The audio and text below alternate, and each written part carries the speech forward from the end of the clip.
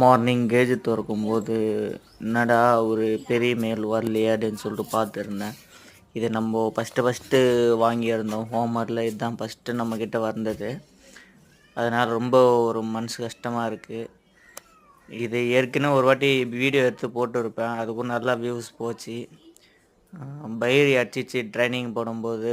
இதுக்கு ஒரு பக்கம் ரெக்க வேலை செய்யலை, யாருக்காச்சும் எதனா ட்ரீட்மெண்ட் தெரிஞ்சால் சொல்லுங்கள் அப்படின்னு சொல்லிட்டு அப்போருந்து இப்போ வரையும் அப்படியே தான் இருக்குது, அது ரெக்க வேலை செய்யாமலே.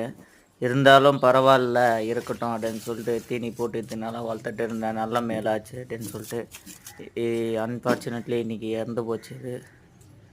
அது எனக்கே ஒரு மாதிரியாக கஷ்டமாக இருக்குது. அது எப்படி இறந்துச்சுன்னு சொல்லிட்டு இதுவரையும் எனக்கு தெரியல.